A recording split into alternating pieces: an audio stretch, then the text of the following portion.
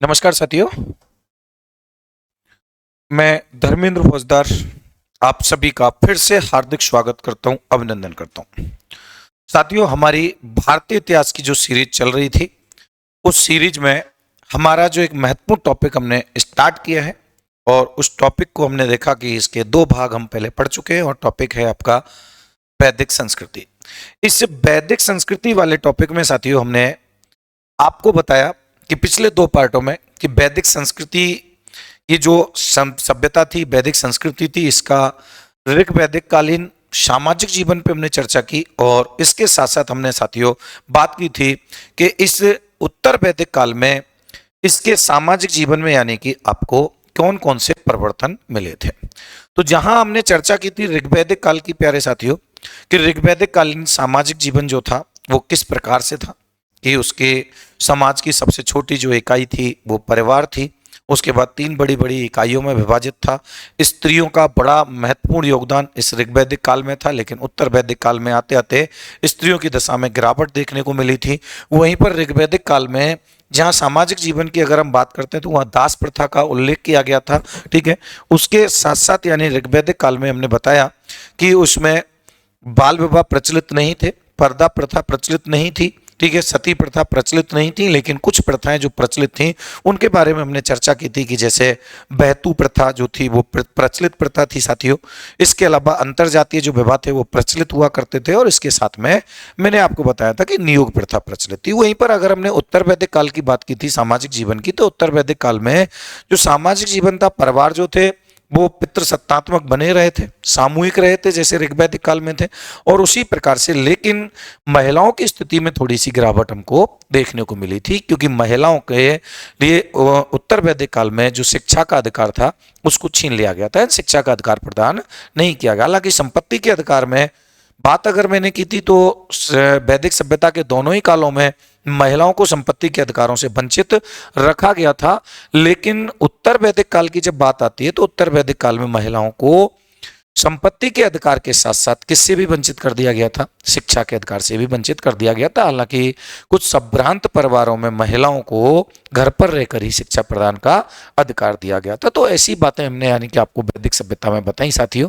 अब बात कर रहा हूं मैं इस वैदिक सभ्यता में आगे की, तो देखिए प्यारे साथियों, ये जो वैदिक सभ्यता है इंपॉर्टेंट टॉपिक है आपका और एक बड़ा टॉपिक है ना, वैदिक सभ्यता कब से कब तक था तो आपको पता है 1500 ईसा पूर्व से लेके 600 ईसा पूर्व तक ये था। और इसको हमने फिर दो भागों में जैसा बांट रखा है कि यानी कि इसको दो भागों में बांट दिया हमने, एक ऋग्वैदिक काल और एक उत्तर वैदिक काल। जहां इस वैदिक सभ्यता में हमने सामाजिक जीवन की चर्चा की है दोनों ही कालों में, चाहे वो ऋग्वैदिक काल हो चाहे वो उत्तर वैदिक काल हो। तो प्यारे साथियों, हम सामाजिक जीवन को कवर कर चुके हैं।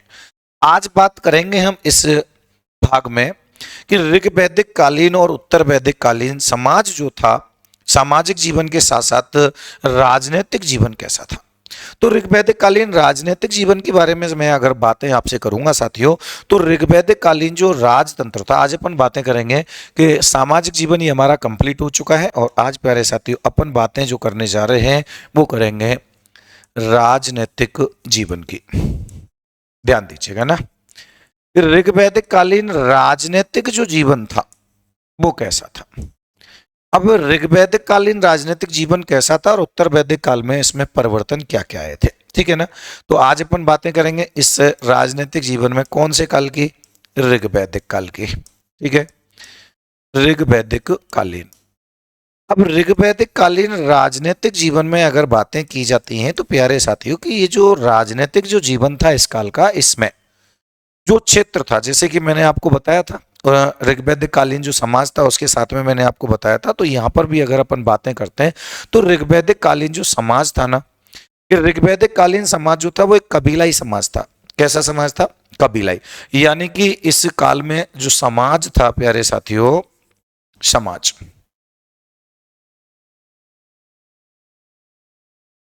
कबीलाई समाज था, ठीक है। और इस कबीलाई समाज में अगर अपन बातें करते हैं तो ऋग्वेद में 5 छोटे छोटे जो जन थे कि 5 छोटे छोटे कबीलों का हमें उल्लेख मिलता है ऋग वैदिक काल में। ठीक है, कबीलाई समाज था और इस कबीलाई समाज में अपन को कितने 5 छोटे छोटे कबीलों का उल्लेख मिलता है। ध्यान रखिएगा, उत्तर वैदिक काल में इनमें परिवर्तन होगा। तो 5 छोटे छोटे कबीले जो थे इनका हमें उल्लेख मिलता है। और इन 5 छोटे छोटे कबीलों के बारे में अगर बातें की जाती हैं तो देखो 5 छोटे छोटे कबीले कौन से थे, अनु, द्रुहु, यदु, पुरु और तुर्वस। याद रखिएगा कि 5 छोटे छोटे जो कबीले हैं, 5 छोटे छोटे कबीले कौन से थे, तो 5 छोटे छोटे कबीलों के बारे में मैं बात करता हूं। तो देखो, एक का नाम है अनु, एक का नाम है द्रुहु, अनु, द्रुहु, यदु, पुरु और प्यारे साथियों एक था तुर्वस। यानी ऋग वैदिक काल में हमें जो समाज था या राजनीतिक जीवन के बारे में मैं बातें कर रहा हूं तो कितने छोटे, एक तो कबीलाई समाज था, कबीलाई समाज के साथ साथ यानी कि जो क्षेत्र थे वो 5 छोटे छोटे कबीलों में, यानी कि हमें इस 5 छोटे छोटे कबीलों का उल्लेख अपन को मिलता है। और 5 छोटे छोटे कबीलों के जो नाम थे वो नाम कौन से हैं, अनु है, द्रु है, यदु है, पुरु है और यानी कि तुर्वस है। इन 5 जो छोटे छोटे कबीले हुआ करते थे, तो इन कबीलों में से अगर अपन बात करें तो जो भी कोई बड़ा कबीला हुआ करता था, किसी भी बड़े कबीले के यानी कि जो व्यक्ति हुआ करता था, बड़े कबीलाई परिवारों में से किसी भी एक व्यक्ति को राजा चुन लिया जाता था। याद रखेंगे कि बड़ा जो कबीलाई समाज हुआ करता था तो किसी भी बड़े कबीले को, ठीक है,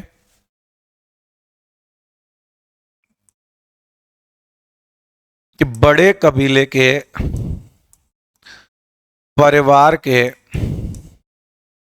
सदस्य को, ठीक है, कि बड़े कबीले के परिवार के सदस्य को यानी कि क्या चुन लिया जाता था, तो बड़े कबीला जो हुआ करता था तो बड़े कबीले के परिवार में से किसी भी एक व्यक्ति को, ठीक है, कि किसी भी एक व्यक्ति को क्या चुन लिया जाता था, तो राजा चुन लिया जाता था। लेकिन ध्यान रखिएगा कि कोई भी व्यक्ति जो हुआ करता था उसके सदस्य को हम राजा के रूप में चुन लेते थे। और राजा जो हुआ करता था प्यारे साथियों, तो राजा का जो पद हुआ करता था, ये राजा का पद कैसा हुआ करता था, वंशानुगत। तो ध्यान रखेंगे कि कोई भी जो बड़ा कबीला हुआ करता था उसके किसी भी एक व्यक्ति को राजा चुन लिया जाता था। राजा का जो पद हुआ करता था, याद रखेंगे कि राजा का जो पद होता था, राजा का पद, और राजा का जो पद है वो कैसे हुआ करता था, वंशानुगत होता था।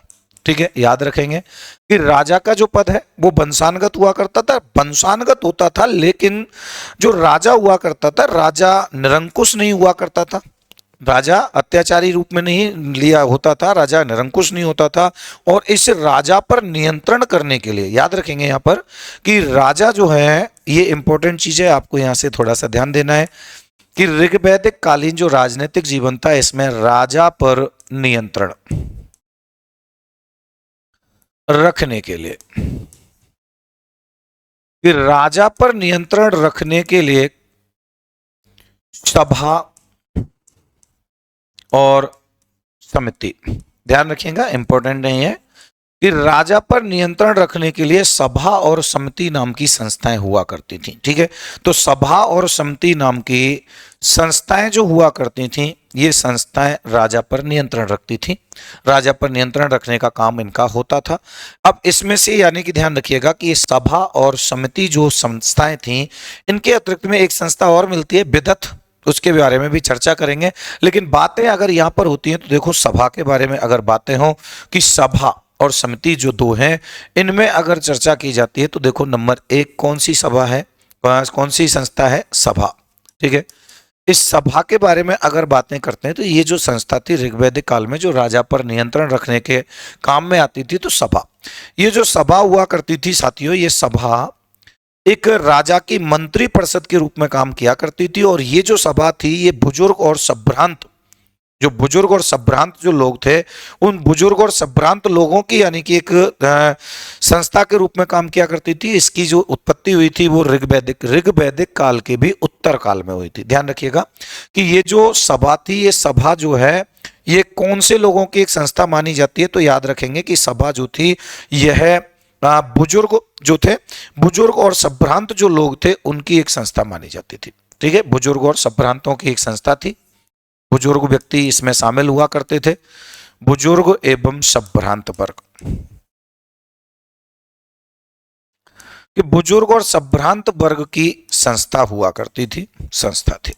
ठीक है, इसकी जो उत्पत्ति मानी जाती है, ध्यान रखेंगे, सभा की जो उत्पत्ति हुई है, सभा की उत्पत्ति ऋग्वैदिक काल के,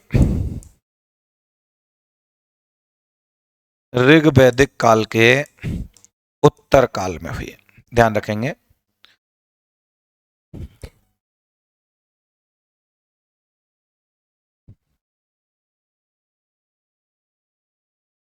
ऋग्वैदिक काल के उत्तर काल में, ठीक है, यानी कि ऋग्वैदिक काल जो था आपका 1500 से 1000 ईसा पूर्व, तो 1000 ईसा पूर्व के लगभग की बात है, तो 1000 ईसा पूर्व के लगभग में इसकी यानी कि उत्पत्ति मानी जाती है सभा की। ये जो सभा हुआ करती थी, ध्यान रखिएगा साथियों कि इसका जो उल्लेख है ऋग्वेद में, ठीक है, कि ऋग्वेद में इसका उल्लेख 8 बार हुआ है। कितनी बार हुआ है प्यारे साथियों? 8 बार। ध्यान रखेंगे कि सभा और समिति जो है, इनके बारे में अगर बात करता हूं तो सभा का जो उल्लेख है वो ऋग्वेद में 8 बार हुआ है, समिति का जो उल्लेख है वो 9 बार हुआ है, और एक संस्था और जिसकी मैं चर्चा कर रहा था, विदथ, ये सबसे प्राचीन संस्था मानी जाती थी, और विदथ संस्था का जो उल्लेख है वो 122 बार हुआ है। तो उल्लेखों पे मैं चर्चा करूंगा, उससे पहले यहां पर अपन बातें करेंगे। तो सभा के बारे में आपसे बता रहा था कि ये बुजुर्ग और यानी कि संभ्रांत लोगों की एक संस्था थी, उत्पत्ति जो है वो ऋग्वेद के उत्तर काल में हुई है। ठीक है, इसका उल्लेख यानी कि ऋग्वेद में जो किया गया है साथियों, वो कितनी बार किया गया है? 8 बार किया गया है। इस संस्था में काम क्या होता था प्यारे साथियों? इसमें न्यायिक कार्य किए जाते थे, इसमें राजनीतिक और प्रशासनिक चर्चाएं की जाती थी। तो इसका कार्य समझेंगे तो इसका जो कार्य था, इसमें कौन कौन से कार्य होते थे? तो इसमें न्यायिक कार्य किए जाते थे, ध्यान रखो, न्याय संबंधी जो कार्य थे कि इसमें न्यायिक कार्य होते थे, तथा इसमें प्रशासनिक और राजनीतिक चर्चाएं हुआ करती थी। ठीक है, तो याद रखेंगे इसमें प्रशासनिक व राजनीतिक चर्चाएं होती थी। यानी कि अपन बातें करें तो ये जो सभा नाम की जो संस्था थी, जो राजा पर नियंत्रण रखती थी, तो उसमें यानी कि बुजुर्ग एवं संभ्रांत वर्ग की एक संस्था मानी जाती थी। इसकी उत्पत्ति ऋग्वेद के उत्तर काल में हुई है।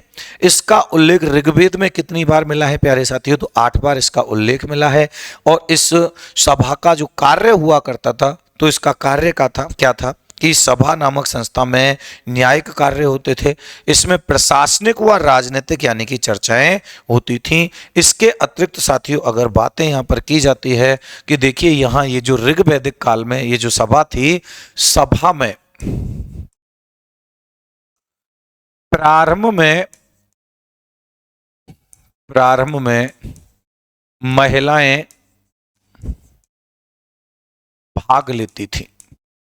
ठीक है, कि प्रारंभ में महिलाएं भाग लेती थी, लेकिन याद रखिएगा, लेकिन बाद में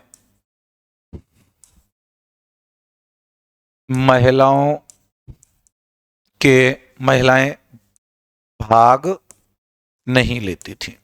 ठीक है, यानी बाद में महिलाओं का भाग लेना बंद कर दिया गया था। तो आप ये से भी कर सकते हैं कि बाद में महिलाओं का भाग लेना बंद हो गया।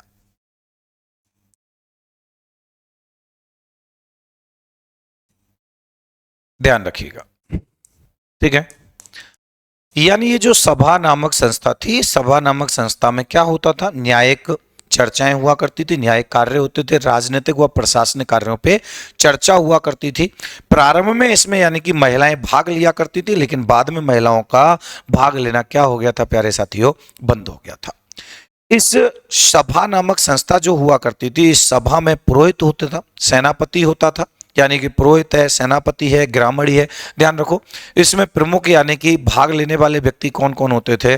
तो इस सभा नामक संस्था में देखो, पुरोहित भाग लेता था, ठीक है, इसमें सेनापति भाग लेता था, सेनापति, इसमें ग्रामणी भाग लेता था, ठीक है, ग्रामणी, इसमें सूत भाग लेता था, इसमें एक व्यक्ति होता था जिसे हम कर्मांतक कहते थे। ठीक है, इसके अलावा इसमें पुरप पुरप भाग लेता था। इसके अलावा यानी कि इसमें स्पर्श नाम का यानी कि वो व्यक्ति हुआ करता था, जो गुप्तचर होते थे उन्हें अपन स्पर्श कहते थे। तो मैं अभी यहाँ पे बात करूंगा स्पर्श, ठीक है। स्पर्श आदि यानी कि जो पद थे, पदों पर जो व्यक्ति हुआ करते थे वो इस सभा नामक संस्था में भाग लेते थे। तो याद रखिएगा इसमें। अभी अपन बातें करते हैं, देखो पुरोहित। पुरोहित यानी कि देखो राजा के बाद दूसरा सबसे बड़ा जो पद हुआ करता था वो पुरोहित का माना जाता था, ठीक है। कि पुरोहित जो हुआ करता था वो राजा के बाद में उसकी यानी कि जो वैल्यू हुआ करती थी वो था।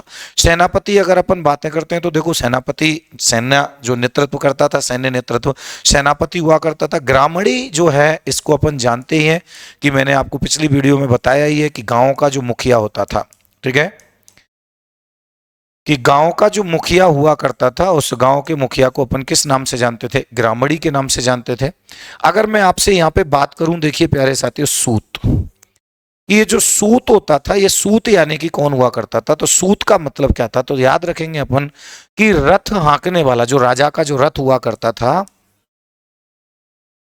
रथ हाँकने वाला व्यक्ति, याद रखेंगे कि रथ हाँकने वाला व्यक्ति जो होता था उसे किस नाम से जानते थे अपन, सूत के नाम से जानते थे। अगर बात की जाती है यहाँ पे देखो कर्मांतक की, कर्मांतक याद रखेंगे इसमें, कर्मांतक। इस कर्मांतक का मतलब क्या हुआ करता था, तो कर्मांतक ध्यान रखेंगे कि उद्योगों का जो उद्योग धंधे होते थे, ठीक है, कि उद्योगों का जो मुखिया हुआ करता था, ध्यान रखेंगे सीधा सा बात है कि उद्योगों का मुखिया, उद्योगों का मुखिया, और उद्योगों का जो मुखिया होता था उसे अपन किस नाम से जानते थे, कर्मांतक के नाम से जानते थे। वहीं अगर मैं साथियों बात करूं पुरप की, पुरप, ठीक है, क्योंकि आपसे सीधे सीधे ऐसे ही प्रश्न पूछे जाएंगे। पुरप, पुरप का मतलब होता था प्यारे साथियों दुर्गपति, ठीक है, कि जो दुर्गों का जो अधिकारी हुआ करता था, दुर्गों का जो स्वामी हुआ करता था उसे अपन किस नाम से जानते थे, उसे पुरप कहा जाता था, पुरप के नाम से जानते थे। और वहीं पर अगर मैं बात करूं साथियों स्पर्श, ठीक है, और अगर मैं साथियों बात करता हूं यहाँ पे स्पर्श की, ये स्पर्श लिखा हुआ है मैंने, स्पर्श की बात करता हूं यहाँ पे,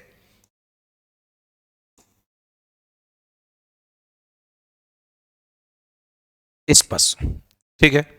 तो यहां पर अगर बात की जाती है स्पर्श की, स्पर्श, ये जो स्पर्श हुआ करता था, ये स्पर्श कौन होता था, तो याद रखें स्पर्श। और प्यारे साथियों स्पर्श कहते थे आपके गुप्तचरों को, जो गुप्तचर का विभाग जो हुआ करता था, ठीक है, कि गुप्तचर विभाग का जो मुखिया हुआ करता था या गुप्तचर जो होते थे उन गुप्तचरों को किस नाम से जानते थे, स्पर्श के नाम से जानते थे। तो ये बात जो है वो कौन सी संस्था के बारे में हुई है प्यारे साथियों, सभा के बारे में। यानी राजा पर नियंत्रण रखने के लिए सभा और समिति नाम की दो प्रमुख संस्थाएं हुआ करती थी, और उसमें से सभा के बारे में मैंने आपको यहाँ पे बताया। ये इंपॉर्टेंट चीज है, याद रखेंगे इसमें कि सभा जो थी ये बुजुर्ग और संभ्रांत वर्ग की संस्था थी। उत्पत्ति जो है वो ऋग्वैदिक काल के उत्तर वैदिक काल में हुई है। ऋग्वेद में यानी कि इसका जो उल्लेख मिलता है वो कितनी बार मिलता है, 8 बार मिलता है। कार्य क्या होते थे, तो न्यायिक कार्य होते थे, प्रशासनिक व राजनीतिक इसमें चर्चाएं हुआ करती थी। इसके अलावा इस संस्था में प्रारंभ में महिलाएं भाग लेती थी, लेकिन बाद में महिलाओं का भाग लेना बंद हो गया।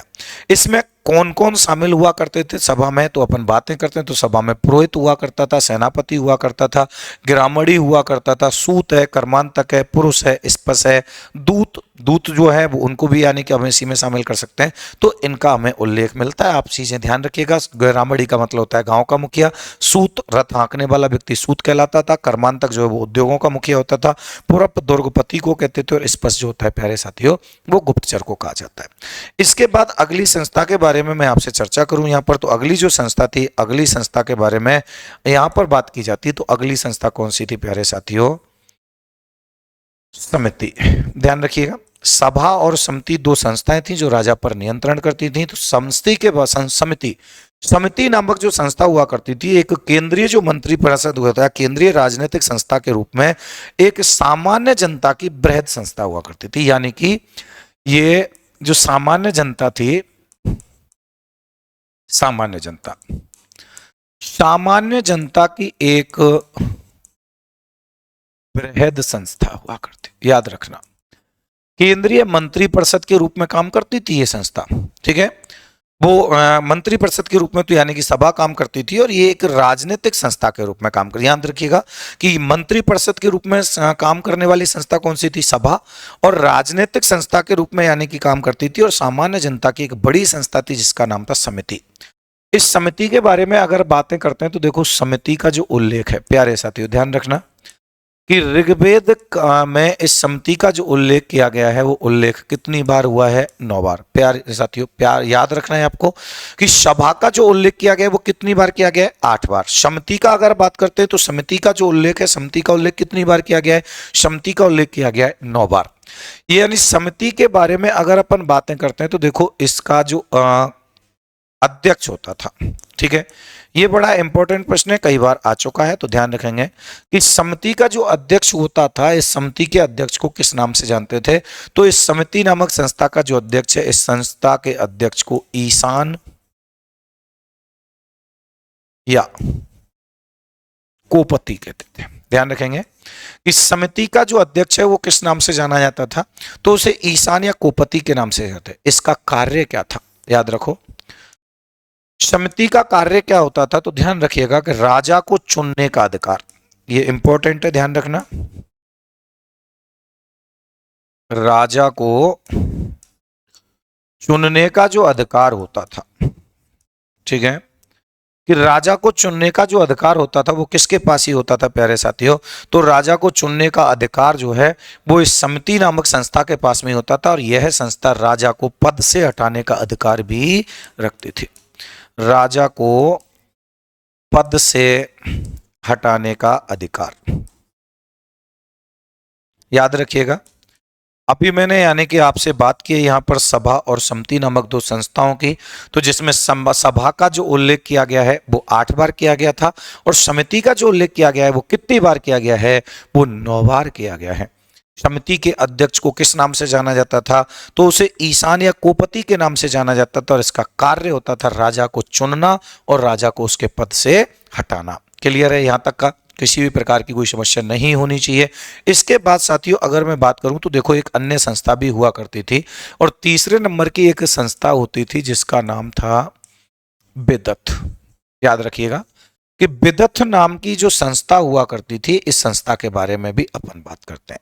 ये जो बिदत संस्था है इसके बारे में अगर बात करें तो ये ऋग्वैदिक काल की सबसे प्राचीन संस्था मानी जाती है, ठीक है, कि जो बिदत संस्था है ये ऋग्वैदिक काल की यानी कि सबसे प्राचीन संस्था थी, और ऋग्वेद में इसका जो उल्लेख किया गया है वो कितनी बार किया गया है, 122 बार। कितनी बार किया गया है, 122 बार। तो याद रखेंगे इसमें कि ऋग्वैदिक काल की सबसे प्राचीन, ध्यान रखेंगे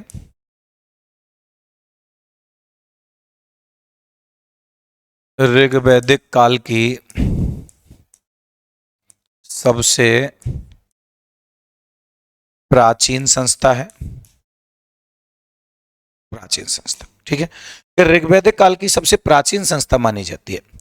इसका उल्लेख जो किया गया है, याद रखिएगा उल्लेख, और ऋग्वेद में इसका जो उल्लेख किया गया है प्यारे साथियों वो कितनी बार किया गया है, 122 बार। याद रखेंगे कि इस संस्था जो है बिदत नाम की जो संस्था जो सबसे प्राचीन संस्था थी, इसका उल्लेख कितनी बार किया गया है, तो इसका उल्लेख जो किया गया है वो 122 बार किया गया है। क्लियर है यहाँ तक का। इसके अतिरिक्त में अगर अपन बातें करते हैं तो ये जो बिदत जो संस्था थी, इस संस्था में काम क्या होता था, तो ये जो बिदत संस्था है, इस बिदत संस्था में लूटी हुई जो संपदा थी, लूटा हुआ जो माल था, लूटी हुई जो वस्तुएं एवं उपहार हुआ करती थी, ठीक है, इसके अलावा यानी कि जो लूटी हुई वस्तुएं, भेंट में प्राप्त जो सामग्री या भेंट में प्राप्त जो धन हुआ करता था उसका वितरण किया जाता था। इस संस्था में किसका कार्य क्या था इसका, कि अगर मैं बात करता हूं इस संस्था के कार्य की, तो इसमें लूट में प्राप्त हुआ धन व भेंट में प्राप्त धन का विभाजन हुआ करता था, ठीक है, कि लूट में जो धन प्राप्त हुआ है या फिर अपन को कहीं इनाम या भेंट स्वरूप में जो धन प्राप्त हुआ है उस धन का यानी कि क्या किया जाता था, तो उसका विभाजन किया जाता था। सामाजिक, धार्मिक और आर्थिक मसले पर चर्चा की जाती थी। जैसे मैंने सभा के बारे में बताया कि वहां पर राजनीतिक प्रशासनिक चर्चाएं होती थी, न्यायिक कार्य किए जाते थे। उसी प्रकार से यानी कि जो विद्वत संस्था हुआ करती थी, इस विद्वत संस्था में सामाजिक, धार्मिक और आर्थिक मसलों पर बातें हुआ करती थी। ठीक है, एक तो ये काम होता था और दूसरा इसमें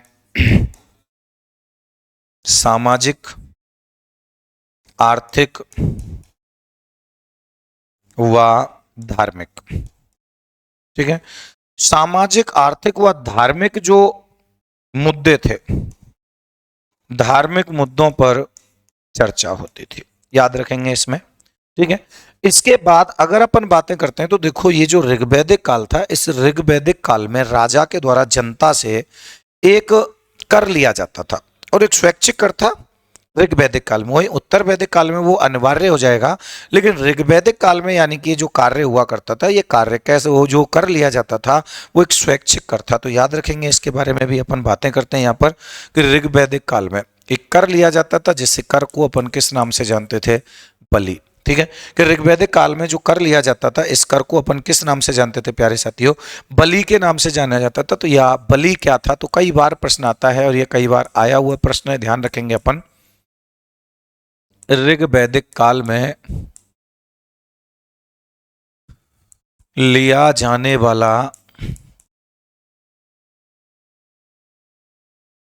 स्वैच्छिक कर, यानी ये जनता की स्वैच्छिक कर था, स्वेच्छा पर डिपेंड करता था कि अगर जनता चाहे तो वो अपने हिसाब से कितना भी कर जो है वो राजा को जमा करा सकती है। लेकिन उत्तर वैदिक काल में जब हम बातें करेंगे साथियों, तो उत्तर वैदिक काल में ये जो कर है ना, ये अनिवार्य हो जाएगा, क्योंकि परिवर्तन तो आएगा। जिस तरीके से हमने सामाजिक जीवन में परिवर्तन पढ़ा था, उसी प्रकार से अपन कौन से जीवन में भी यानी किस में भी अपन परिवर्तन पढ़ेंगे, तो राजनीतिक जीवन में भी परिवर्तन होंगे। कि ऋग्वैदिक काल का राजनीतिक जीवन ये था और उत्तर वैदिक काल का राजनीतिक जो जीवन था वो ये था।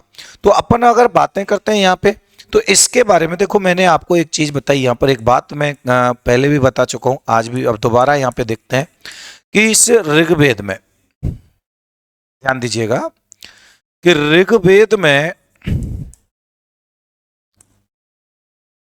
सर्वाधिक बार उल्लेख,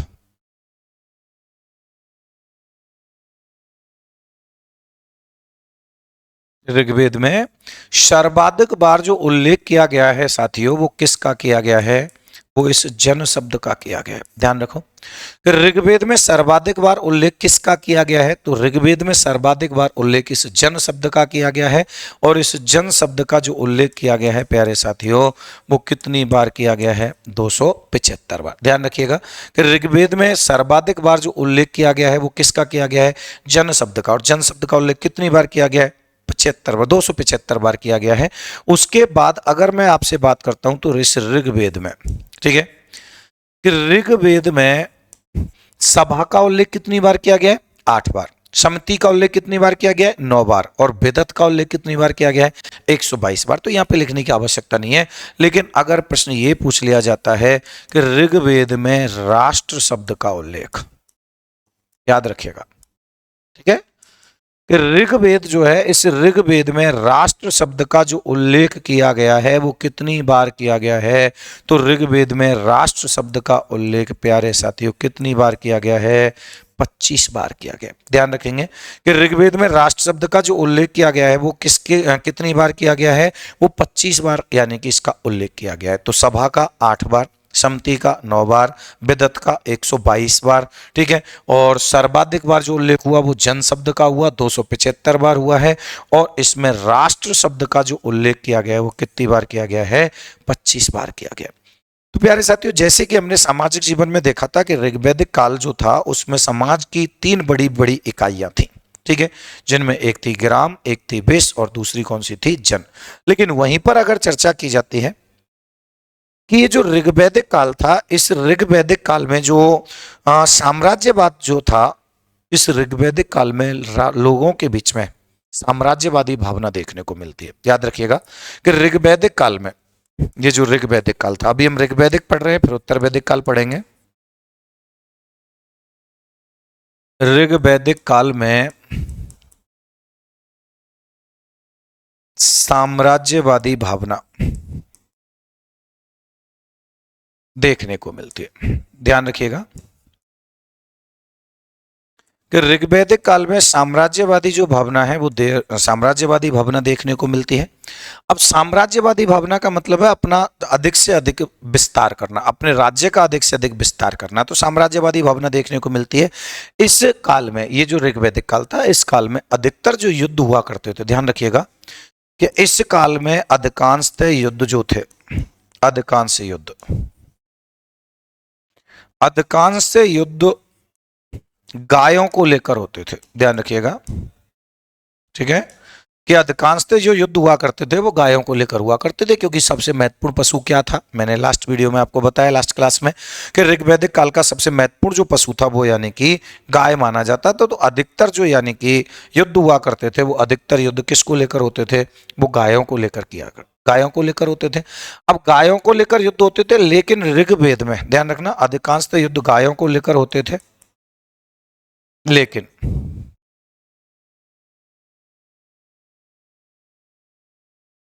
ऋग्वेद के यानी कि एक मंडल आता है, और ऋग्वेद में यानी कि 7वां मंडल है, और ऋग्वेद के 7वें मंडल में एक युद्ध का उल्लेख मिलता है, और वो युद्ध है दसरा के युद्ध। ऋग्वेद के 7वें मंडल में, ध्यान रखेंगे, 7वें मंडल में दसराग्य युद्ध का उल्लेख मिलता है, ठीक है, कि ऋग्वेद के 7वें मंडल में दसराग्य युद्ध का उल्लेख मिलता है। बड़ा मोस्ट इंपॉर्टेंट प्रश्न है कि ऋग्वेद के कौन से मंडल में दसराग्य युद्ध का उल्लेख मिलता है। तो कौन सा मंडल है प्यारे साथियों, 7वां मंडल है। अब बात यहां पर आ रही है कि जैसे कि मैंने आपको बताया कि अधिकांशतः जो युद्ध हुआ करते थे वो किसको लेकर हुआ करते थे, गायों को लेकर हुआ करते थे, लेकिन ये 7वें मंडल में जो दसराग्य युद्ध का जो उल्लेख हमें मिलता है, इस युद्ध का जो उद्देश्य था वो गाय नहीं थी। इस युद्ध, दसराग्य युद्ध जो हुआ था, इस युद्ध का कारण क्या था, तो याद रखेंगे, इंपॉर्टेंट है ये, दसराग्य युद्ध का कारण, ठीक है, कि इस दसराग्य युद्ध का जो कारण मिलता है ना, वो गाय नहीं थी। इस दसराग्य युद्ध का कारण था प्यारे साथियों, इसका कारण था पुरोहित को बदलना। इसका कारण क्या था, पुरोहित को बदलना। याद रखना कि ये जो दसराग्य युद्ध हुआ था, इस युद्ध का जो कारण माना जाता है, इसका कारण माना जाता है पुरोहित को बदलना। अब पुरोहित का बदलना का मतलब ये था कि देखो, भरत कबीले के एक राजा थे सुदास। भरत एक कबीला था, जैसे मैंने आपको 5 छोटे छोटे कबीले बताए थे, अनु, दुरु, यदु, पुरु और तुर्बस। ऐसे ही यानी कि एक कबीला मिलता था, कौन, भरत कबीला, और भरत कबीले के राजा थे सुदास। याद रखिएगा कि भरत कबीला था, और भरत कबीले के राजा थे सुदास। सुदास, और इस सुदास ने, ध्यान रखिएगा कि सुदास ने ऋषि विश्वामित्र के स्थान पर ऋषि वशिष्ठ को अपना गुरु बना लिया था, ठीक है। याद रखेंगे कि इस दसराग्य युद्ध का कारण क्या था, कि भरत कबीले के राजा सुदास ने विश्वामित्र के स्थान पर वशिष्ठ को, ऋषि वशिष्ठ जो थे, ऋषि वशिष्ठ को अपना पुरोहित बना दिया। ध्यान दो कि ऋषि वशिष्ठ को अपना पुरोहित बना लिया था, और जब अपना पुरोहित बनाया तो इस कारण यानी कि ये जो ऋषि विश्वामित्र थे, ये विश्वामित्र जो थे साथियों, ये नाराज हुए इस राजा सुदास से, और इस विश्वामित्र ने यानी कि अन्य 10 जो कबीले थे, उन 10 कबीले के राजाओं को अपने पक्ष में किया, और उस 10 कबीले के राजाओं का नेतृत्व विश्वामित्र ने किया था, और इधर राजा सुदास थे। और राजा सुदास, ध्यान रखिएगा, तो इसके बाद में यानी कि ये जो विश्वामित्र थे, विश्वामित्र जी, विश्वामित्र ने अन्य 10 कबीले या कबीलों के राजा, अन्य 10 कबीले के राजाओं को अपने पक्ष में मिलाया था, ठीक है, कि अपने पक्ष में मिलाया, ठीक है। और उनका नेतृत्व किया था। ये जो दशराग्य युद्ध था प्यारे साथियों, ये जो युद्ध है दशराग्य युद्ध, ये किस किस के बीच में हुआ था? तो इधर तो भरत वंश के राजा थे, कौन? सुदास।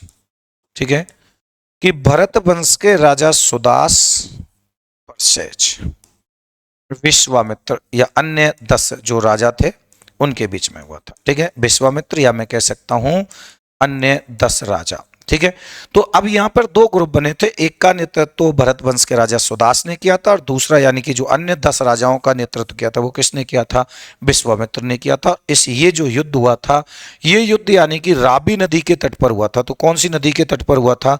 राबी। राबी अगर ऑप्शन में नहीं मिलता है तो आप करेंगे परुष्णी। ठीक है, कि दशराग्य युद्ध जो है ये कौन सी नदी के तट पर हुआ था? ये परुष्णी नदी के तट पर, या फिर हम कह सकते हैं राबी नदी। ठीक है, तो राबी नदी के तट पर या परुष्णी नदी के तट पर भरत वंश के राजा सुदास और विश्वामित्र के अन्य 10 राजाओं का नेतृत्व किया विश्वामित्र ने, तो उनके बीच में ये युद्ध हुआ था। और इस युद्ध का परिणाम अगर बात आती है प्यारे साथियों, तो इसका परिणाम निकला था राजा सुदास की विजय।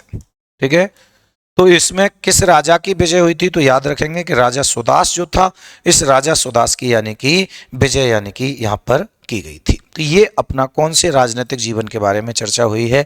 तो यहां पर हमने देखा था कि ऋग्वैदिक काल का जो राजनीतिक जीवन है उस राजनीतिक जीवन के बारे में हमने अध्ययन किया।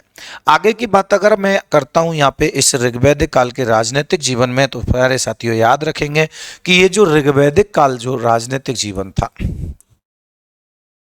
ऋग्वैदिक काल में, यहां पर अगर मैं ऋग्वैदिक कालीन न्याय व्यवस्था की बात करता हूं तो ऋग्वैदिक काल का जो न्याय प्रशासन था वो बड़ा सरल था। यहां पे कठोर दंडों का कोई भी प्रावधान नहीं था। कि ऋग्वैदिक काल में न्यायिक जो प्रशासन था, न्याय प्रशासन, ध्यान रखेंगे कि ऋग्वैदिक काल का न्याय प्रशासन बहुत सरल था। ठीक है, कि यह बहुत सरल था। कठिन दंड जो थे वो यानी कि आपको नहीं दिए जाते थे। इसके अलावा यानी कि अपन बात करें तो मृत्यु दंड की जो सजा थी उसका प्रावधान नहीं था, मृत्यु दंड नहीं दिया जाता था। यह न्याय व्यवस्था बहुत सरल थी। इस न्याय व्यवस्था के तहत किसी भी व्यक्ति को मृत्यु दंड नहीं दिया जाता था। याद रखो कि इसमें मृत्युदंड देने का किसी को भी कोई अधिकार नहीं था, मृत्युदंड नहीं दिया जाता था। हालांकि अगर कठोर दंडों में अगर बातें करते हैं तो यहाँ पर कोड़े लगाना, अंग भंग करना, आर्थिक जुर्माना लगाना आदि यानी कि सजाएं जो थी वो इसमें दी जाती थी, यानी कि इसमें मृत्युदंड नहीं दिया जाता था। दंड स्वरूप अगर बातें करते हैं तो देखो कोड़े लगाना, कि किसी भी व्यक्ति को कोड़े लगा दिए जाते थे, कोड़े मार दिए जाते थे कि भाई इसमें 50 कोड़े दे दो, इसमें 100 कोड़ों की सजा दे दो, इसको 500 कोड़ों की सजा दे दो। तो कोड़े लगाना था। थोड़ा अगर कठिन और करना था तो किसी भी जो अपराधी हुआ करता था उसका अंग भंग करना था। कोड़े लगाना, अंग भंग करना, याद रखेंगे इसमें कोड़े लगाना, अंग भंग करना। ठीक है, या आर्थिक जुर्माना लगाना, याद रखेंगे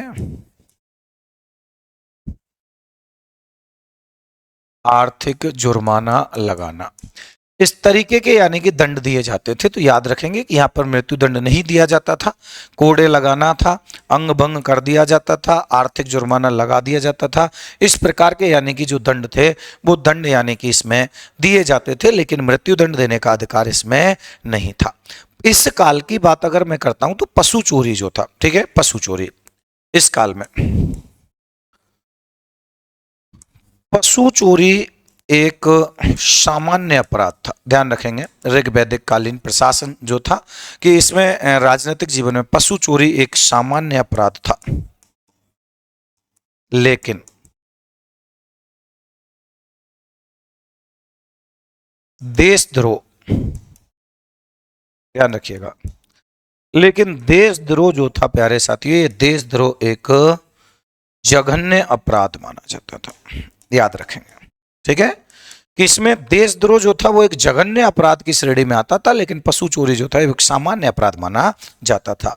इस ऋग्वैदिक काल में अगर अपन बातें करते हैं तो ऋग्वैदिक काल में न्याय संबंधी जो कार्य करने वाला जो न्यायाधीश हुआ करता था, ध्यान रखेंगे कि इस ऋग्वैदिक काल में प्यारे साथियों जो न्यायाधीश होते थे इस न्यायाधीश को एक नाम से जाना जाता था, और इस ऋग्वैदिक काल में न्यायाधीश किस नाम से जाना जाता था?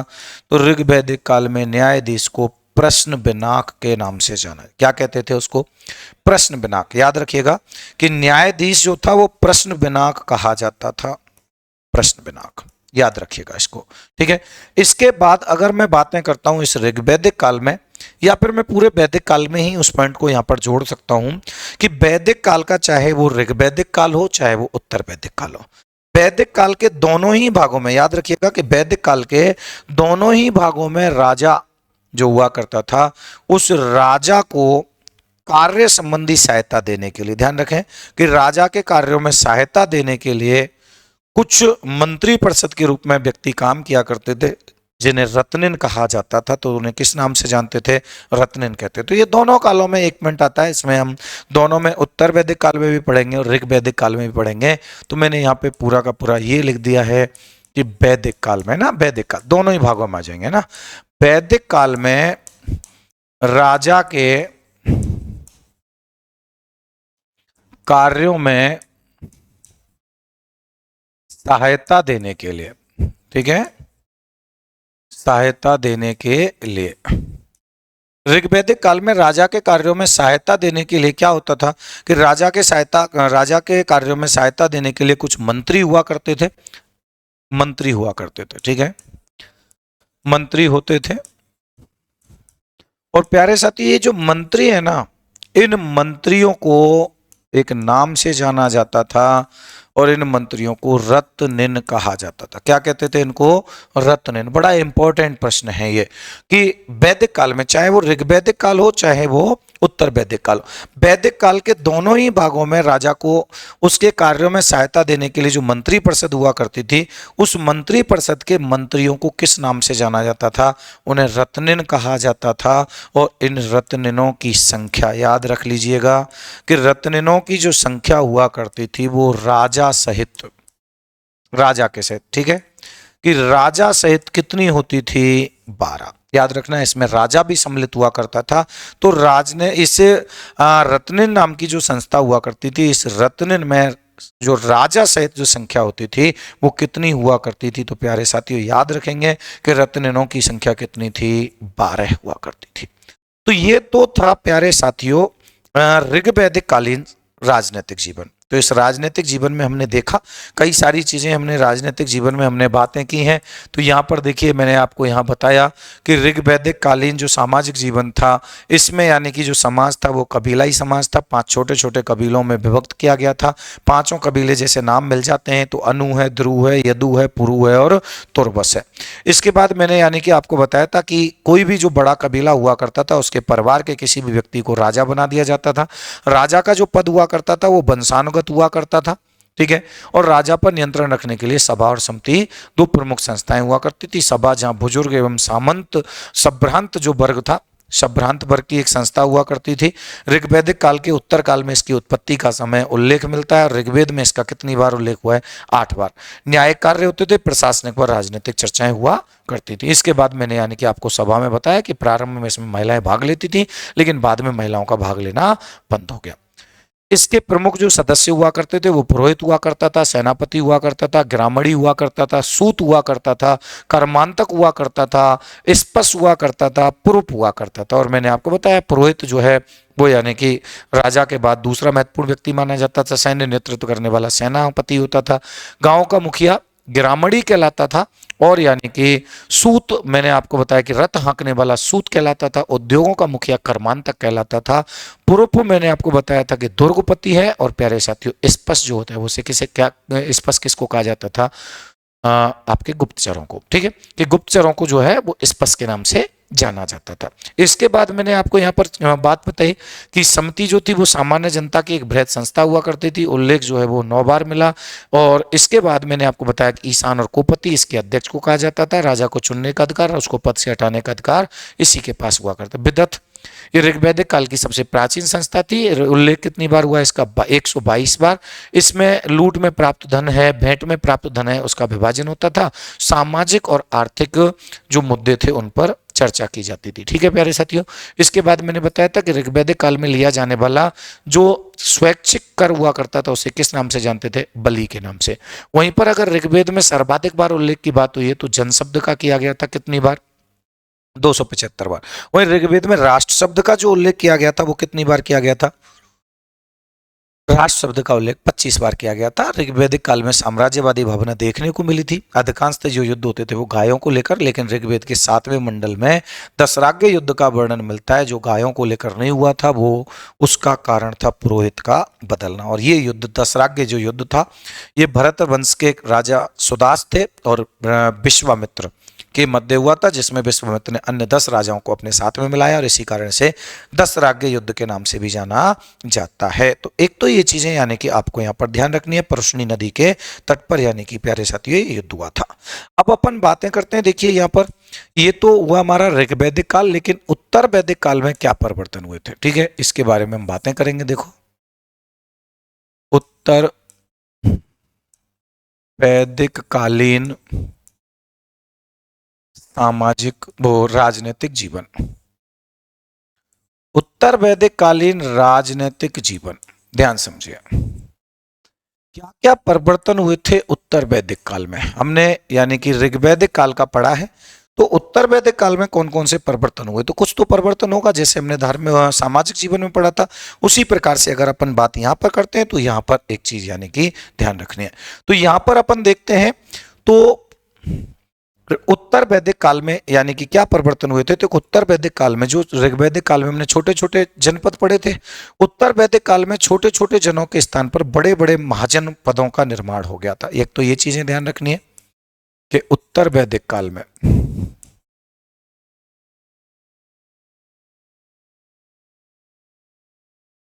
उत्तर वैदिक काल में छोटे छोटे, जो ऋग्वैदिक काल में छोटे छोटे जन थे, तो उत्तर वैदिक काल में छोटे छोटे जनों के स्थान पर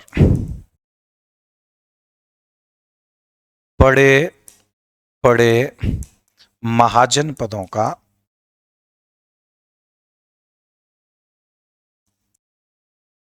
निर्माण हुआ। ठीक है, कि बड़े बड़े महाजन पदों का निर्माण हुआ था। जैसे अगर मैं बात करता हूं तो एक छोटा सा जन था, जन क्षेत्र था कुरु।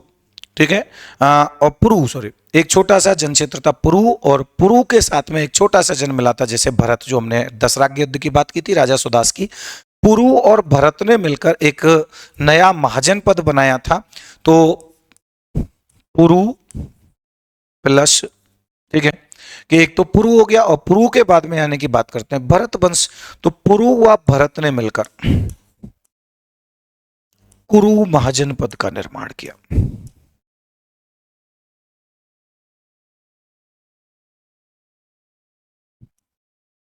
ठीक है ना, यानी जिस छोटे छोटे जनों के स्थान पे बड़े बड़े महाजन पदों का उल्लेख मिलता है। अब छोटे छोटे थे वो प्लस होते चले गए, जैसे एक महाजन, एक छोटा सा जन था पुरु और एक था भरत, और इन दोनों को मिलाकर कौन से महाजन पद का निर्माण हो जाता है? कुरु महाजन पद का निर्माण हो जाता है। इसके अलावा राज्य के अधिकार, जो राजा था, राजा के अधिकार क्षेत्रों में वृद्धि हुई इस उत्तर वैदिक काल में। उत्तर वैदिक काल राजा के अधिकार क्षेत्र में, ठीक है, जो अधिकार राजा को ऋग्वैदिक काल में थे, उत्तर वैदिक काल में राजा के अधिकार क्षेत्रों में वृद्धि होती है। और राजा के अधिकार क्षेत्रों में वृद्धि होती है तो क्या क्या होता है? अधिकार क्षेत्रों में वृद्धि हुई, वृद्धि हुई, ठीक है, कि राजा के अधिकार क्षेत्रों में वृद्धि हुई तथा राजा को अलग अलग भागों में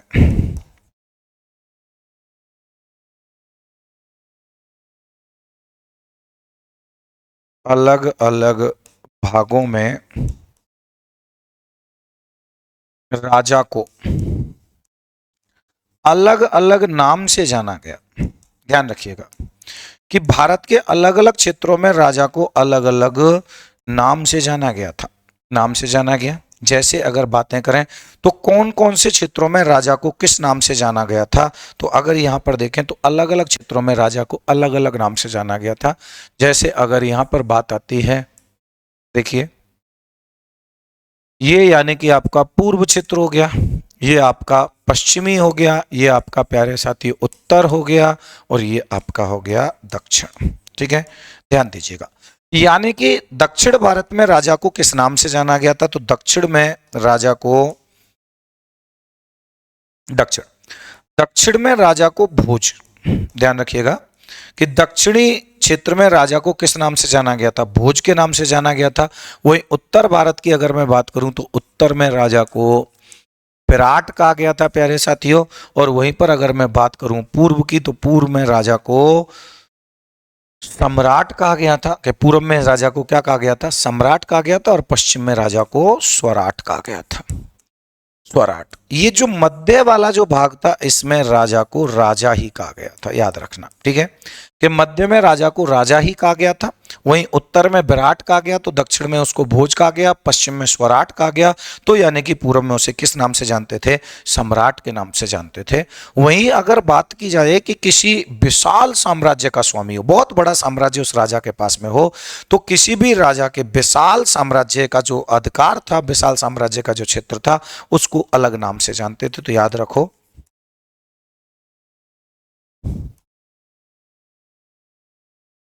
विशाल साम्राज्य का स्वामी। और विशाल साम्राज्य के स्वामी को किस नाम से जाना जाता था? तो उसे अपन एक राट कहते थे। ठीक है, याद रखना कि विशाल साम्राज्य का जो स्वामी हुआ करता था, विशाल साम्राज्य के स्वामी को किस नाम से जानते थे? उसे एक राट के नाम से यानी कि जाना जाता था। तो एक तो ये चीजें आपको ध्यान रखनी है। क्लियर है यहां तक का? अब बातें आती है कि ये जो राजा जो हुआ करता था, जैसे कि मैंने आपको ऋग्वैदिक काल के बारे में भी बताया कि ऋग्वैदिक काल में या उत्तर वैदिक काल में दोनों में ही यानी कि किसका उल्लेख अपन को मिलता है? रत्निन का उल्लेख मिलता है। और मैंने आपको बताया था कि रत्निन जो हुआ करते थे, रत्निन एक यानी कि मंत्रियों के रूप में, या रत्निन जो थे वो राजा के कार्यों में सहायता देने के लिए काम किए जाते थे। और ये जो रत्निन होते थे, रत्निनों की संख्या जो थी, वो कुल रत्निनों की संख्या कितनी हुआ करती थी? 12 हुआ करती थी। रत्निनों का जो उल्लेख हुआ है ना, ये शतपथ ब्राह्मण ग्रंथ में, ध्यान रखिएगा, रत्निन, ठीक है, राजा के कार्यों में सहायता देने के लिए काम होते थे। और इसका जो उल्लेख हुआ है, याद रखिएगा कि इसका उल्लेख पहली बार कौन से ग्रंथ में किया गया है? तो शतपथ ब्राह्मण ग्रंथ में। ध्यान रखो कि शतपथ ब्राह्मण ग्रंथ में इसका सर्वप्रथम उल्लेख किया गया है। अब मैंने आपको बताया था कि रत्निनों की जो संख्या होती है, संख्या, और इनकी संख्या कितनी होती है? 12 होती है। और 12 जो है ये किसके सहित है प्यारे साथियों? राजा के सहित होती है। ठीक है, कि राजा के सहित इनकी संख्या जो हुआ करती थी वो 12 हुआ करती थी। तो रत्निनों में होता कौन कौन था?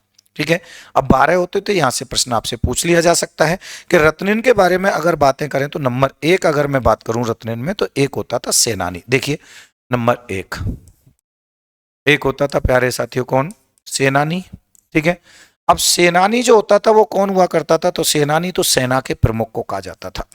ठीक है ना, रत्निनों में शामिल है। जो जो रत्निन होते थे उनके बारे में मैं बता रहा हूं कि रत्निन जो होता था वो कौन हुआ करता था? सेना का जो प्रमुख होता था उसे अपन रत्निन के नाम से जानते थे। वहीं पर यानी कि पुरोहित दूसरा एक होता था, जैसे रत्निनों में शामिल होता था। तो दूसरे के बारे में अगर बात करूं तो एक होता था आपका पुरोहित। अब पुरोहित कौन हुआ करता था? पुरोहित यानी कि वह व्यक्ति होता था जो युद्ध और शांति के समय में राजा का मंगल चाहता था या राजा की उन्नति चाहता था। यानी युद्ध और शांति में राजा की उन्नति चाहने वाला व्यक्ति जो होता था वो पुरोहित कहलाता था। युद्ध हुआ शांति में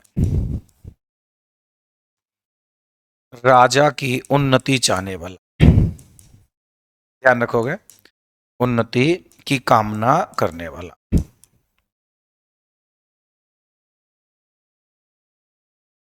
ध्यान रखिएगा कि एक तो होता था सेनानी जो सेना का प्रमुख होता था, दूसरा होता था पुरोहित। और पुरोहित जो हुआ करता था वो कौन हुआ करता था? कि युद्ध और शांति में राजा की उन्नति की कामना किया करता था। तीसरे के बारे में अगर मैं बात करूं रत्निन में, तो प्यारे साथियों रत्निन में सम्मिलित हुआ करता था युवराज। ठीक है, अब युवराज जो हुआ करता था वो कौन होता था? युवराज यानी कि राजा का पुत्र हुआ करता था। और इस राजा का पुत्र होते हुए भी यानी कि इसको प्रशिक्षण दिया जाता था, यानी कि सैन्य प्रशिक्षण होता था। तो युवराज राजा का पुत्र होता था, राजा का पुत्र होता था, तथा इसे भी सैन्य प्रशिक्षण दिया जाता था।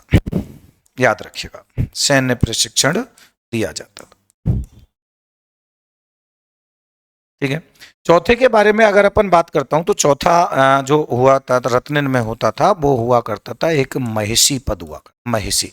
अब महिषी किसे कहते थे तो ध्यान रखिएगा कि राजा की जो पत्नी होती थी यानी कि जो महारानी हुआ करती थी उस महारानी को किस नाम से जानते थे, महिषी। यानी कि ध्यान रखना, महिषी जो हुआ करती थी वो कौन हुआ करती थी, महारानी जो थी उसे अपन महिषी के नाम से जानते हैं। इसके अलावा एक होता था प्यारे साथियों जिनमें मैंने अभी पहले थोड़ी देर पहले भी बताया था, सूत। सूत कौन होता है तो सूत राजा का रथ हाँकने वाला जो व्यक्ति होता था, है ना, कि रथ हाँकने वाला जो व्यक्ति हुआ करता था उसे अपन किस नाम से जानते थे तो उसे सूत कहते थे। वहीं पर यानी कि देखो ग्रामड़ी भी इस रत्नों में शामिल हुआ करता था। यहाँ पर कितने हो गए आपके, 5 हो गए। तो 6वें नंबर पे अगर बातें करता हूं मैं आपसे तो ध्यान दीजिएगा कि 6वें नंबर पे होता था कौन प्यारे साथियों, ग्रामड़ी। अब ग्रामड़ी के बारे में आप जानते हैं कि गाँव का जो मुखिया होता है, गांव का मुखिया, गांव का मुखिया किस नाम से जाना जाता है तो गांव के मुखिया को ग्रामड़ी कहा जाता था। इसके अलावा एक होता था छता, छता, छह छत्री आएगा इसमें, छता। छता के बारे में अगर अपन बात करते तो ये जो छता हुआ करता था ये छता कौन हुआ करता था तो छता अपन यानी कि छता जो होता था वो राजा के इस रत्नों में शामिल हुआ करता था और छता होता था द्वारपाल। कौन हुआ करता था, द्वारपाल। ध्यान रखेंगे कि छता और छता जो होता था द्वारपाल का जो काम करने वाला जो होता था उसे अपन छता के नाम से जानते थे। वहीं अगर अपन बात करें संग्रहता, संग्रहता, और संग्रहता जो होता था प्यारे साथियों, संग्रहता के बारे में बात करें तो जो कोष एकत्रित करने वाला जो व्यक्ति हुआ करता था, संग्रहता यानी कि कोष अध्यक्ष कहते हैं उसे हम, कि कोष अध्यक्ष, कोष अध्यक्ष को संग्रहता के नाम से जाना जाते थे, रत्नों में शामिल हुआ करता था। ठीक है, कि कोषाध्यक्ष होता था और कोषाध्यक्ष यानी कि रत्नों में शामिल होता था जिनकी संख्या जो थी वो 12 हुआ करती थी। एक होता था 9वें नंबर पे अगर अपन बात करें तो देखो भाग धोग, ये रत्नों में शामिल हुआ करता था, भाग धोग। अब भाग धोग का मतलब होता था कि जो कर को एकत्रित करने वाला व्यक्ति होता था, जो टैक्स कवर करता था, टैक्स को एकत्रित किया करता था, तो कर एकत्रित करने वाला व्यक्ति किस नाम से जाना जाता था, भाग धोग के नाम से। कर एकत्रित करने वाला व्यक्ति,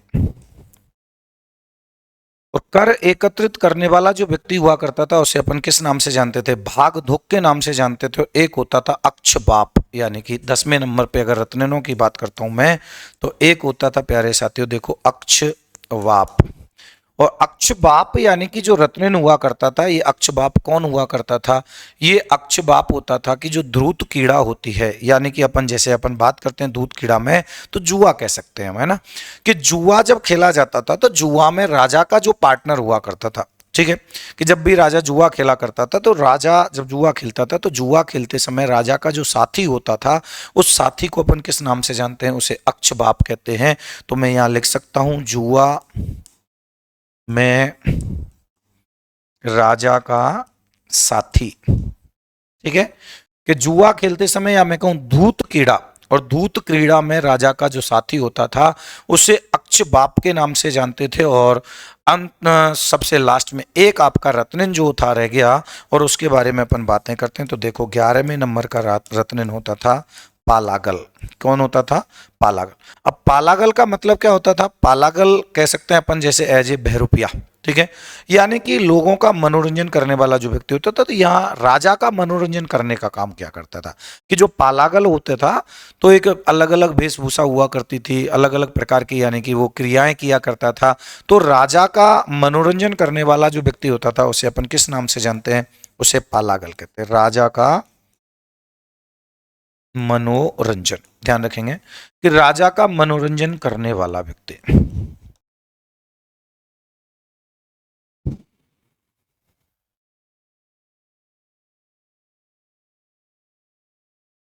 और राजा का मनोरंजन करने वाला व्यक्ति कौन होता था, पालागल। 11 हो गए। और 12वां जो होता था वो खुद कौन होता था प्यारे साथियों, राजा। यानी कि रत्नों की जो संख्या हुआ करती थी वो राजा के सहित कितनी हुआ करती थी, तो राजा के सहित यानी कि इनकी जो संख्या हुआ करती थी वो कितनी होती थी, 12 होती थी। तो 11 अलग हो गए और एक तो हुआ करता था राजा। राजा ये तो होते थे रत्नन। इनके अलावा प्यारे साथियों, इनके अतिरिक्त स्थपति और सतपति नामक, स्थपति और सतपति नामक कुछ प्रांत अधिकारियों के नाम भी मिलते हैं। स्थपति और सतपति। स्थपति में अगर अपन बात करते हैं तो सीमांत प्रदेश का यानी कि जो प्रशासक या न्याय अधिकारी होता था उसे स्थपति कहते थे। स्थपति और सतपति दो और पदों के नाम मिलते हैं, एक स्थपति है और एक यानी कि मैंने अभी आपको स्थपति और स्थपति के बाद एक बताया सतपति। ठीक है, ये दो कुछ रत्नों के अतिरिक्त प्रशासनिक व्यक्ति हुआ करते थे। प्रशासनिक यानी कि जो पद हुआ करते थे ये यानी कि आपके होते थे। तो दो प्रांतीय पदाधिकारी हुआ करते थे और प्रांतीय पदाधिकारियों में स्थपति के बारे में अगर बातें करता हूं तो स्थपति सीमांत प्रदेश का प्रशासक जो हुआ करता था। आपसे ग्रेड सेकंड में ना इसी तरीके के प्रश्न पूछे जाएंगे। स्थपति कौन हुआ करता था, स्थपति का मतलब क्या होता था वैदिक काल में, सतपति का मतलब यानी कि क्या होता था वैदिक काल में। तो स्थपति यानी कि ध्यान रखेंगे कि यानी कि जो अपना सीमांत प्रदेश है उस सीमांत प्रदेश का प्रशासक, ध्यान से समझ लीजिएगा इसको, सीमांत प्रदेश, सीमांत प्रदेश का प्रशासक जो बिल्कुल सीमा पर यानी कि जो क्षेत्र हुआ करते थे उसका प्रशासक जो होता था उसे अपन किस नाम से जानते थे, उसे सतपति, वो स्थपति के नाम से कहते थे। और एक होता था सतपति। सतपति, सत का मतलब हो गया 100, तो 100 जो गांव हुआ करते थे, ध्यान रखेंगे, राजा के द्वारा किसी भी एक व्यक्ति को 100 गांवों के समूह का अधिकारी बनाया जाता था। तो 100 गांवों के समूह का अधिकारी, और 100 गांवों के समूह का जो अधिकारी होता था वो कौन होता था, सतपति हुआ करता था। और सीमांत प्रदेश का प्रशासक जो था वो स्थपति हुआ करता था। यानी कि ये जो थे ये रत्नों में शामिल नहीं थे, याद रखिएगा कि ये जो स्थपति और सतपति जो हैं ये रत्नों में शामिल नहीं हैं, ये यानी कि प्रांतीय पदाधिकारियों के रूप में इनके कार्य किए जाते थे। यानी कि एक प्रांतीय पदाधिकारी थे। दोनों के दोनों जो हैं ये दोनों कैसे पदाधिकारी हैं, ये प्रांतीय पदाधिकारी थे। ठीक है ना, कि प्रांतीय पदाधिकारी के रूप में काम करते थे। तो प्रांतीय पदाधिकारी के रूप में होते थे, रूप में कार्य करते थे। ठीक है, तो एक तो ये चीजें यानी कि ध्यान रखना है कि प्रांतीय पदाधिकारी के रूप में यानी कि काम किया करते थे। इसके अलावा अगर अपन मैं बातें करता हूं तो ध्यान दीजिएगा यहाँ पर कि ये जो ऋग्वेद उत्तर वैदिक काल है, इस उत्तर वैदिक काल में क्या हुआ करता था कि जैसे मैंने ऋग्वैदिक काल में बताया कि एक स्वैच्छिक कर होता था जिसका नाम क्या था, बलि। ठीक है, लेकिन वो एक स्वैच्छिक कर था, अपनी इच्छा से जमा कराया जाता था, जितना चाहे उतना, नहीं कराना है तो नहीं भी कराने का कोई मतलब वो नहीं था कि उस पर दबाव नहीं था, प्रेसाइज नहीं किया जाता था कि भाई ये जमा कराना ही कराना है। लेकिन उत्तर वैदिक काल में थोड़ा सा परिवर्तन आया था। और उत्तर वैदिक काल में क्या हुआ था इसको देखिए आप थोड़ा सा कि ये जो उत्तर वैदिक काल है,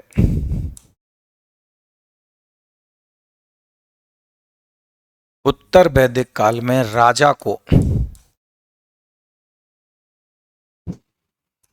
संपूर्ण भूमि का अधिकारी चुन लिया गया था। ठीक है, याद रखो, चुन लिया गया कि उत्तर वैदिक काल में जो राजा हुआ करता था, राजा को संपूर्ण भूमि का स्वामी, संपूर्ण भूमि का अधिकारी चुन लिया गया था। और राजा द्वारा जनता की जान माल की सुरक्षा के लिए, ठीक है, राजा का जिम्मेदारी थी कि राजा की जिम्मेदारी थी कि भाई जनता की जान माल की सुरक्षा करे।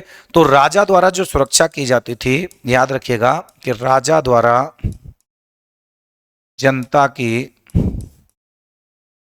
जान माल की सुरक्षा के बदले में, सुरक्षा के बदले में एक कर लिया जाता था। कौन सा कर लिया जाता था, वही भाग या बलि नामक जो कर था। ठीक है, कि यानी कि जनता की सुरक्षा के बदले में एक कर लिया जाता था। और ये जो कर हुआ करता था यह कर जनता की कुल आय का, ठीक है, कि जनता की जो आय हुआ करती थी उस जनता की कुल आय का 1/6 भाग होता था। याद रखिएगा, ये इंपॉर्टेंट प्रश्न है आपकी कि ऋग्वैदिक काल, वो उत्तर वैदिक काल में जनता की जान माल की सुरक्षा करने के बदले में राजा के द्वारा जनता से एक निश्चित कर लिया जाता था, और उस कर जो कर लिया जाता था वो कुल आय का कितना भाग हुआ करता था। तो याद रखिएगा कि ये कुल आय का 1/6 भाग हुआ करता था, और इसका उल्लेख हमें अथर्ववेद नामक ग्रंथ में मिलता है। कौन से ग्रंथ में मिलता है? अथर्ववेद नामक जो ग्रंथ है उसमें इसका उल्लेख हमें मिलता है। और इस कर को, जो 1/6 भाग होता था, इस कर को किस नाम से ही जाना जाता था? तो इस कर को भाग या बलि, याद रखना। कर को क्या कहा जाता था? इसे भाग या बलि कहा जाता था। तो सिंपल सी बात यह है कि जब ऋग्वैदिक काल में एक स्वैच्छिक कर था, उत्तर वैदिक काल में यानी कि एक निश्चित कर बना दिया गया था कि भाई ये जो कर है ये कर तो यानी कि दिया जाएगा। तो उत्तर वैदिक काल में ये कर कैसा हो गया था? तो ध्यान रखिएगा कि उत्तर वैदिक काल में जो कर था,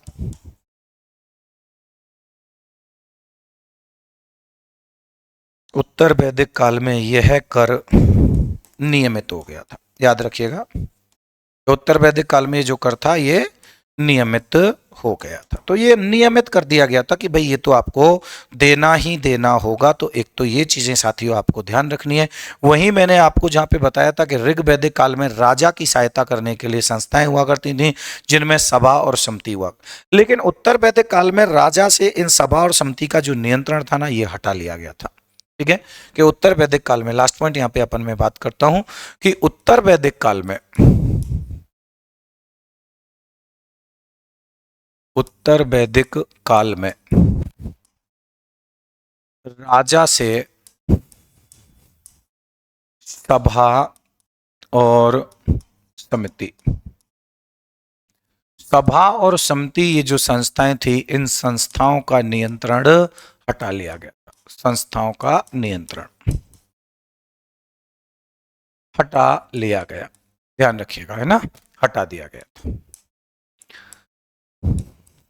यानी कि ऋग्वैदिक काल में सभा और समिति जो थी ये बड़ी महत्वपूर्ण संस्थाएं थी, लेकिन उत्तर वैदिक काल में जो राजा था, राजा से इनका यानी कि नियंत्रण जो था वो खत्म कर दिया गया था। तो आज हमने इस वीडियो में जो चर्चा की है प्यारे साथियों, वो चर्चा की है ऋग्वैदिक कालीन राजनीतिक जीवन कैसा कैसा था, और उत्तर वैदिक काल के राजनीतिक जीवन में क्या क्या परिवर्तन हुआ था, इसके बारे में हमने चर्चा की। ठीक है, उम्मीद है कि आप इसको बेहतर तरीके से समझ पाए होंगे। और अब अपन बातें करेंगे अगले वीडियो में कि इस ऋग्वैदिक काल में जो आर्थिक जीवन था वो कैसा था, और ऋग्वैदिक काल के आर्थिक जीवन के साथ साथ उत्तर वैदिक कालीन आर्थिक जीवन में क्या क्या परिवर्तन आए थे। तो मिलते हैं अगली क्लास में, तब तक के लिए नमस्कार, धन्यवाद।